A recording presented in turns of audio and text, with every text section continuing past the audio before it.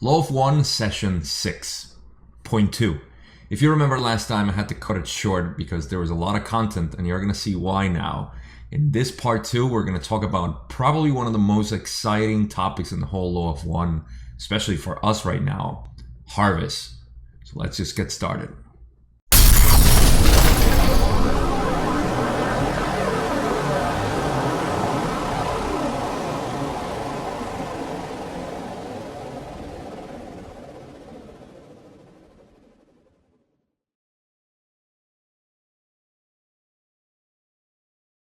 Quick refresher before we start up, just to remember how we got into this topic. In the last video, session 6 part 1, we were talking about the harvesting of the planet Maldek when it exploded and all the population had to be taken away and transferred here. So Don is asking this, and just like in the last video, I'm gonna go back and forth with the slides with you so I can explain this, because harvest to me is like one of the most cherished topics, like I said, in the whole Law of One, because it's talking about the ascension process, which is what we're going through right now. And it's going to make sense in this part of this session, actually, when we talk about a specific question that I'm not going to get ahead of myself, but is very relevant right now. And this is one of the parts where in the Law of One, you can get actually time frames of what is actually going to happen in the planet. So with that, let's go to the question that was left on the last video, and let's get right into it too. So Don was asking, or saying rather, I think it would be appropriate to discover how the Law of One acts in this transfer of beings to our planets and the action of harvest. To this, Ra says, the Law of One states simply that all things are one, that all beings are one. There are certain behaviors and thought forms consonant with the understanding and practice of this law. Those who, finishing a cycle of experience, demonstrate various grades of distortion of that understanding of thought and action will be separated by their own choice into the vibratory distortion most comfortable for their mind-body-spirit complexes. Let me stop it here and let's talk about this part a little bit. Now, what he's explaining basically is that when we as the bodies, or the mind, body, spirit complexes, as you know, he explains, like us as an entity, we go through a cycle of experience. Then once harvest occurs, it depends on where we are in our spiritual growth, if you will, which is, you know, a pretty good way to summarize. How far have we gotten in our ascension process, and then they were going to separate us depending on our choice. It could be into third density again, fourth density. If we're not ready for fourth density, then they won't do that. If we're not ready for fifth density, they won't do that. And it's going to make sense with the other things that they say. So basically what they're saying here is that those who are finishing a cycle of experience then demonstrate various degrees or grades of distortion of that understanding of thought and action, which is what we're supposed to learn here, say in third density. Let's just concentrate on third density because that's what's relevant right now. But let's go on with the other part of this answer from Ra. He says, this process is guarded or watched by those nurturing beings who, being very close to the Law of One in their distortions, nevertheless have the distortion towards active service. Thus, the illusion is created of light, or more properly, but less understandably, light love. This is in varying degrees of intensity. The spirit complex of each harvested entity moves along the line of light until the light grows too glaring, at which time the entity stops. Simple. So here, what he's saying is that, first of all, this process is guarded. It's not something that we spontaneously do by our own actions and we're in charge. They are what we call the angelical beings, the higher dimensional beings, and just talking about them, I get goosebumps. So they are guarding this process. That's why right now everybody's talking about your ancestors are here, your angels are here, your guides and everything else, because, oh my God, the goosebumps. Okay, so at this time, and you'll see why it's right now actually that is happening. there is all these, and of course Ra is one of them. He's one of the higher dimensional beings that is part of the Confederation of Planets, which they'll talk about here in this session. But they are guarding this process, and they are the ones in charge in this sector of the galaxy where once harvest occurs, they just basically separate those who are capable of living in 4th, 5th, or even 6th density to those who need to repeat the third density cycle. That's what they're saying there. And I'm going to explain something else that I think it might be a little geeky from my side, but when they talk about, say, the illusion is created of light, this means that everything that we call an illusion here, manifestation as we know it, is created out of light. Now, the illusion of this planet and every other third density planet is created out of light as well. But remember, he says that it's less understandably light love, is because light is love. And I'll explain this really quick. When we manifest things, we want to manifest them in the form of light or love. That's what creates our reality as it is. When people obviously create negative outcomes, they are also creating with light, but they're creating what I would call shadows. They're creating darkness, which is an apparent illusion of non-existent light, but light is it's eternal. So just a little bit on that. And then, it's interesting. I'll go back to the slide where it says the spirit complex of each harvested entity moves along the line of light until the light grows too glaring, at which time the entity stops.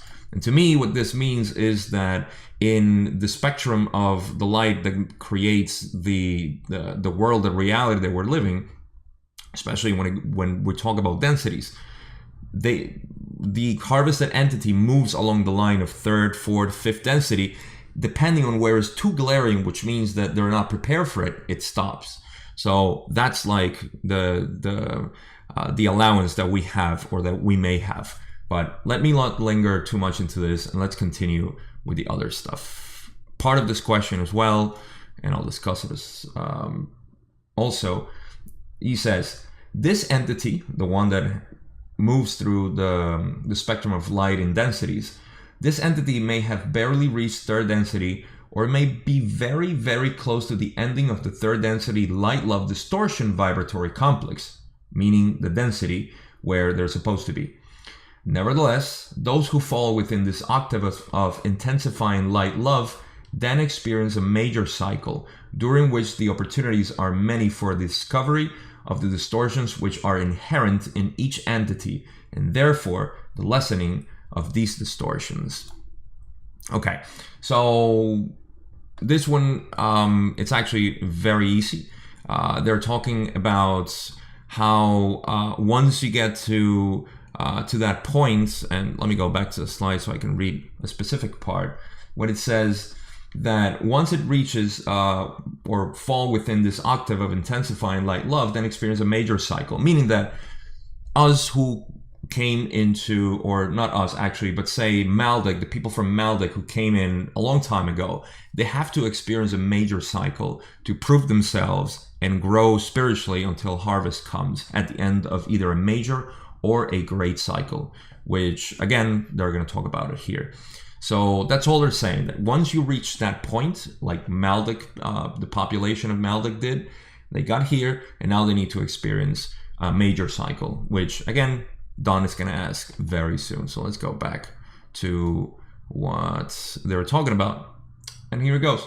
He says, what is the length in our years of one of these cycles currently? So this Ra says, okay, one major cycle is approximately 25,000 of your years. There are 3 cycles of this nature during which those who have progressed may be harvested. At the end of 3 major cycles, that is approximately between 75 and 76,000 years, all are harvested regardless of their progress, for during that time the planet itself has moved through the useful part of that dimension and begins to cease being useful for the lower levels of vibration within that density. A lot of things to unpack here. First, we're talking about the major cycles. The major cycles are 25,000 years. And this coincides with a lot of awesome stuff. First, the cycle, the Mayan calendar talks about this stuff. The yugas of the Hindus talk about this. They have, I believe it's a 25 or 24,000 years. They got it pretty close. The precession of the equinoxes, which is something scientific that we have discovered happens and has a whole science behind it, which is amazing too, also talks about this stuff. Well, guess what? All of those major cycles coincide in all the calendars in the past. That's why the Mayan calendar ended in 2012, that it was going to end right now. And we're going to confirm it with Ra too here. So a major cycle is 25,000 years. So to keep up with harvest, what happens is that at the end of a major cycle, there is a harvest. But then there is at the end of a great cycle, which is 3 major cycles, like they say here, 75 to 76,000 years. That's when they need to harvest everybody, regardless of their progress. So say if you fail the first part of a great cycle, the first major cycle. So say 75,000 years ago, you started, you get to 50,000 years, you failed, you get a chance, you come back. Then you fail again 25,000 years ago, you fail, you come back. Remember, Atlantis happened about 12,000 years ago. That was in the middle of this last major cycle. And I know I'm downloading a lot of stuff for you or throwing a lot of stuff for you, but just bear with me in this part because it's important. Then we're nearing the end of the cycle, and they're going to talk about it here. But just to give you the idea of how these cycles work, there are 25,000 year cycles, which, if you fail, you get to come back again. But the Earth is nearing the end of a great cycle. So before I keep talking and get ahead of myself, let's get into the next question, which is Don asking right now. What is the position of this planet with respect to progression of the cycle at this time? And to this, Ra says, this sphere is at this time in 4th dimension vibration. Its material is quite confused due to the society memory complexes embedded in its consciousness. It has not made an easy transition to the vibrations which beckon. Therefore, it will be fetched with some inconvenience. This is huge. And I'll tell you why, because what Ra is saying is that we are already in a 4th density vibration. So basically the planet was in 3rd density physically. And this will clarify the confusion with some people always asking, like, what is 5th density? You're talking about 5th density. We're in 3rd density. Well, let me explain that part. The planet itself has reached a point in which it's vibrating at 4th density. That means that us as humans, and that's why Ra says there are some inconveniences with our vibration, we are still vibrating at 3rd density, which is separation, division. Obviously, we can see all the hatred and the lack of love in the planet. We are like neurons in the planet. We are like neurons in the planet that create the consciousness of the planet. So that's why he says there's a lot of inconvenience, because we're supposed to be vibrating at 4th density already to make the transition into 4th density planetary upgrade, let's call it. So the Earth is vibrating right now at 4th density.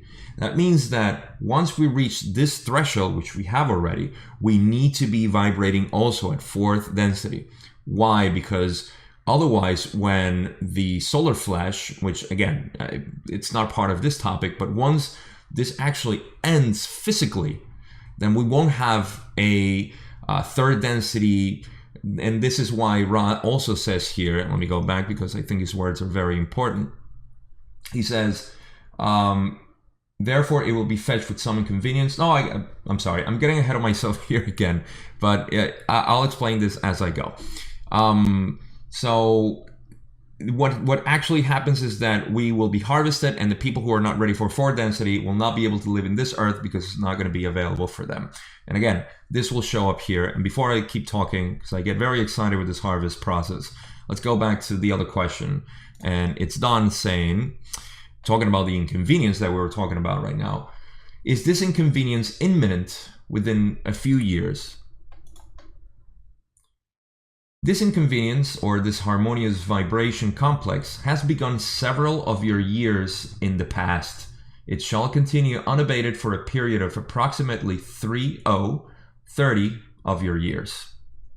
So, what he's saying actually is that the inconvenience that we have started a long time ago, meaning that basically the vibration of the earth started a while ago, probably 100 years ago or so. And this is why in the 30s and 40s we started getting a lot of extraterrestrial and UFOs visits. This is, if you look up in history, you would see that this is the phenomena that started happening actually at the end of the 1800s. It was a lot more prevalent, but now more than ever. But anyhow, the thing is that the earth started vibrating at 4 density, but we as a humanity haven't. So it was like a big shocker, you know, for the extraterrestrial that came here and saw that we were this belligerent people. So this is why they call it, it's a very disharmonious vibration that we're having. And it says, now remember, and let me go back to the slide so you can see it again. It says, it'll continue unabated for a period of approximately 30 of your years. Now, remember, this was done in 1981. This session was done in 1981, which puts us approximately 2012, if you add 30 to it, meaning that at 2012, they were expecting the shift that actually happens during the harvest. And this is all part of the harvest, which, again, we're going to talk about a lot in every session. Not every session, but in a lot of sessions from now on. And I just wanted to point that out, that they're talking about 2012 basically here. But let's go back and keep reading what I have for you. All right, so Don asks, after this 30-year period, I am assuming we will be a 4th dimension or 4-density planet. Is this correct? This is so. All right, Rack confirms it. He is saying that we would be, after this, 4-density planets completely. Then he asks, is it possible to estimate what percentage of the present population will inhabit the 4-density planets? And to this, he says, the harvesting is not yet. Thus, estimation is meaningless. So a quick thing here is that the reason why they're saying this is because even though harvest is not here yet, say in 1981, there was no reason to make an estimation of how many people were going to be harvested, or to, you know, what was going to be the process. I mean, we have 30 years, entire generation, you know, can go through this process, and, you know, the population would grow. You get the idea. That's why he responded this way. So I just wanted to make that that little note. Next question is, does the fact that we are in this transition period now have anything to do with the reason that you have made your information available to the population? And to this, Ra says, we have walked among your people. We remember sorrow. We have seen much.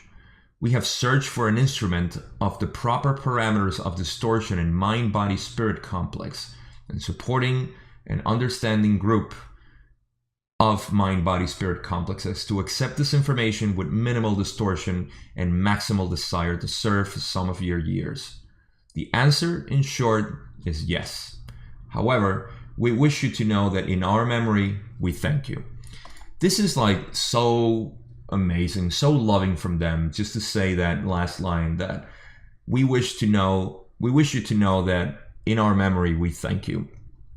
Don was just asking if this is the reason why they're contacting us again.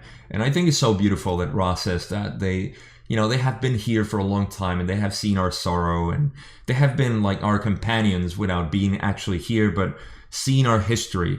And they have been searching for an instrument like Carla in that time to give us this knowledge. And I don't know, when I read this, I just thought it was amazing that they would say something like this. So I wanted to include it.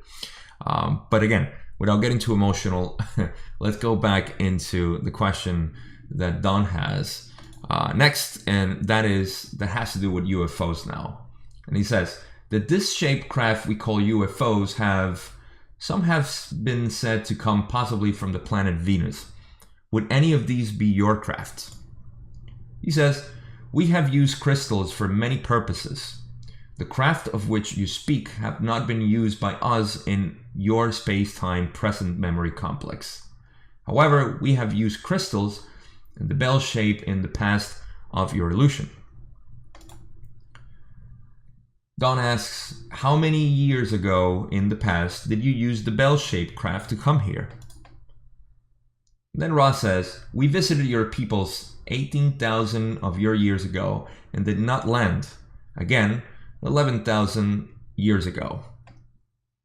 So I think we have discussed this in the past where they said they had been here before, and this is just asking literally physically how many times or when they have come here with the crafts, because Don is asking, are those craft yours? Have you been here? Have you been traveling? And basically they're saying no, that they have been here in the past and that they have used those, but I mean, we already covered how they travel, so they're not using spacecraft. And the reason why they asked, and this is a little background on Don and his team, is that they have been contacted in the past by extraterrestrials in our solar system that have stationary spacecrafts and actually fleets.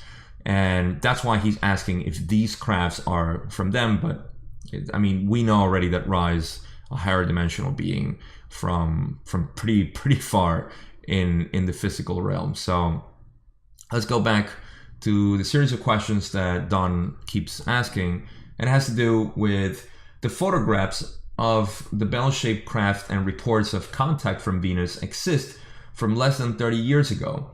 Do you have any knowledge of these reports? Ra says, we have knowledge of oneness with these forays of your time-space presence. We are no longer of Venus. However, there are thought forms created among your peoples from our time of walking among you. The memory and thought forms created therefrom are part of your society memory complex. This mass consciousness, as you may call it, creates the experience once more for those who request such experience. The present Venus population is no longer sixth density. And just to clarify, what they're saying here is that even though they have been here in the past, they have no longer come in crafts or visible crafts for us. However, because of the population here and the mass consciousness that we create, it's almost like we uploaded our memories into the collective consciousness of seeing them. And that still exists. It's like the Akashic records that exist, and we download it now and then, obviously erratically, but at some point, I guess, in our subconscious, and we recreate those images. So while they're not physical, they are thought forms, as they call it, and some of the things that we see are actually just thought forms and not actual physical objects, but that's how they explain it here. And there are several physical objects, and we'll get to those. So let's continue to what we have next. Do any of the UFOs that are presently reported come from other planets here at this time, or do you have this knowledge? Ra says, I am one of the members of the Confederation of Planets in the service of the Infinite Creator. There are approximately 53 civilizations comprising approximately 500 planetary consciousness complexes in this confederation. This confederation contains those from your own planet who have attained dimensions beyond your third. It contains planetary entities within your solar system, and it contains planetary entities from other galaxies. It is a true confederation in that its members are not alike, but allied in the service according to the law of one. Awesome. The reason why I have this in orange, other galaxies, is something that's crucial to understanding their language. When they talk about other galaxies in general, and probably for most of the books, they're talking about solar systems or stellar systems, whichever you want to see it.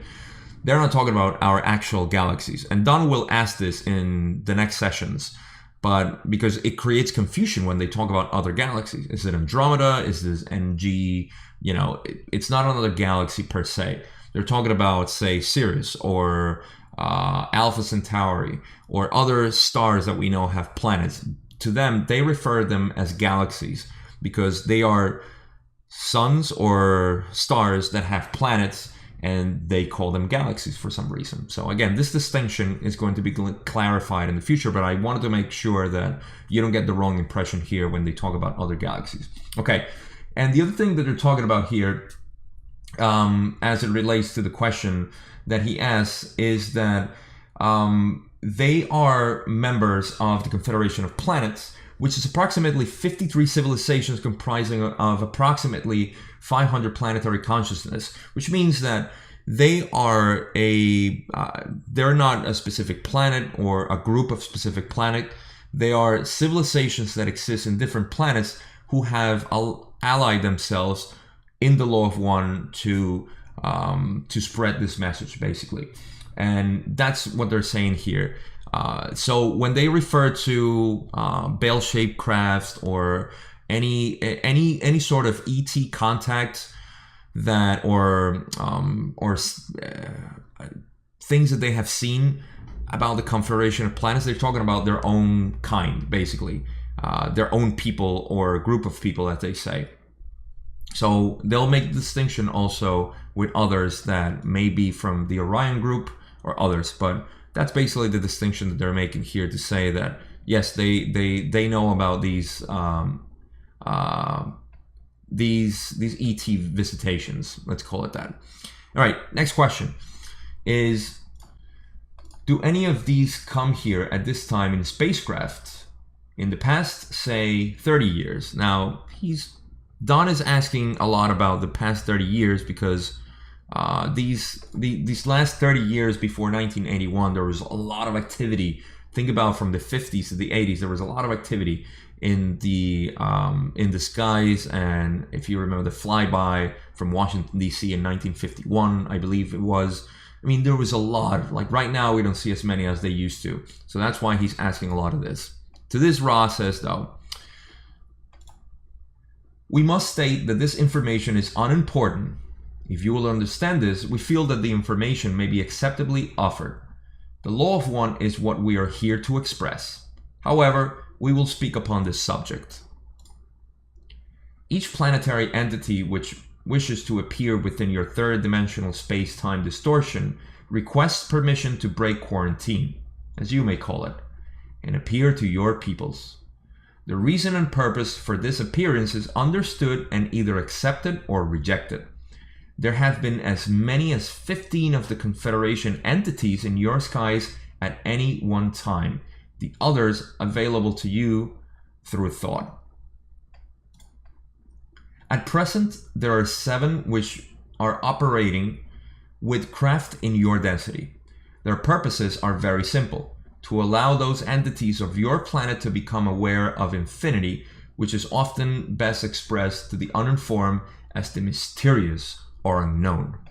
So, okay, so let's dissect the past 3 slides because they are very important. Now, the first one is basically saying, you're going to see the question that Don asked last, because that would be the last question of this session, of course. And Ra says that this information is unimportant because they came here to give the law of one. However, they will comply and answer the question. So the answer is that yes, they have been here, and the reason that they are here is because they need to ask for permission. Whenever they come into the planets, these entities that come here, they need to ask for permission in the Confederation of Planet to be allowed, and sometimes they are rejected. Some of those missions are rejected and others are accepted. There's one cool mission that I'm not going to get ahead of myself, but we will find out soon, and it has to do with a very important person that came here. You probably already know. So these missions are either approved or rejected. That's what he's saying in the second slide. And the third one, he's saying that at any present, or right now, actually, there are 7 which are operating in this density, and there have been like 15 in the past. That's the most that they have had here. And their purpose, like they say here, is to kind of like incite, without breaking free will, incite people to wonder a little bit more about the unknown, the mysterious, which is basically what we're doing right now. We are talking about something that cannot be provable. Remember, all of this is conspiracy theories or ufology. People don't like to talk about this stuff, but that's how they like to keep it, to faith. We need to have faith that these things are possible. And, you know, they give every right for other people to not believe in this stuff, which is perfectly fine. Everybody lives their own reality. So that's what they're saying there. Let's go into the last question. And to this, I suppose Don got a little, you know, emotional about Ross saying that, you know, this wasn't their purpose here. But here it goes. He says, I am fully aware that you are primarily interested in disseminating the law of one. However, it is my judgment, it could be wrong, that in order to disseminate this material, it will be necessary to include questions such as the one I have just asked for the purpose of creating the widest possible dissemination of the material. If this is not the objective, I could limit my questions only to the application of the law of one, but I understand that at this time it is the objective to widely disseminate this material. Is this correct?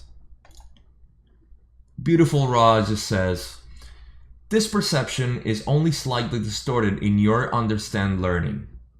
We wish you to proceed as you deem proper. That is your place. We, in giving this information, find our distortion of understanding of our purpose to be that not only of the offering of information, but the weighting of it according to our distorted perceptions of its relative importance. Thus, you will find our statements at times to be those which imply that a question is unimportant. So beautiful. I love this. So they are saying that it's okay. You can ask any question. We are just saying that it's not according to the law of one. We're just telling you that the information that we're giving you is not really important for the law of one. So it's like a little distinction there. But your questions are your own, man. You can ask whatever you want. And it's funny to see this in the text because it's not really expressed that way. But that's basically what they're saying. And Don is asking just out of pure respect, you know, to limit itself into it. I don't know. I just can't help but have like a pouring of love into this final question that I had here, and that's why I wanted to include it. There's not much, you know, to get into it, but you know, in terms of practical, you know, stuff. But I just thought it was beautiful to add it in. So, I mean, this was a half hour. I hope you enjoyed it. This is the part 2 of session 6. After this, of course, they get into the typical question if, you know, there's if the instrument Carla is fine. I mean, this was about 26 questions at this point. They ask, you know, what they can do to Carla, you know, to make her feel a little bit more comfortable. But after that, there's no more useful information that I wanted to share. So that's it. That culminates session 6, part 2, of course. And as you see, it was probably an hour long altogether. But I'm really excited to bring this up for you because we're talking about harvest. We're talking about their expression here on Earth as beings, you know, UFOs, and there's a lot more to cover, but I think this was enough. This is probably the longest I've done. And again, I really thank you for watching. I really, really appreciate you who are always there, just making the comments, creating, you know, this interest in the law of one, which is, to me, is the most important thing in my reality, to express how this universe is, how it's created, how we live it, and how we actually grow spiritually, which is the most important thing. And again, you know, I got really excited with this session because we're talking about ascension, and ascension is not some topic that we can philosophize. It's actually something that's happening right now. Like they said, you know, we are at that point. So whenever I get sessions like this that talk about this a lot, I'm going to try my best to make a long episode so I can explain and possibly open the discussion to explain these topics. So that's it for me. That's all I got. I will see you in session 7, which is going to be the next video. And again, I know I thank you, but I'm really grateful that you watch all this. Remember, everything else in the description box for my social media, my Facebook group, and just anything else. My websites are there too. And I will leave you with just please subscribe if you're new to this. Like, of course, because it does help. And it motivates me to keep creating this, even though I will continue to. But that's all I got. Thank you so much for watching all this, and I'll see you in session 7, which is the next video. Much love to everyone.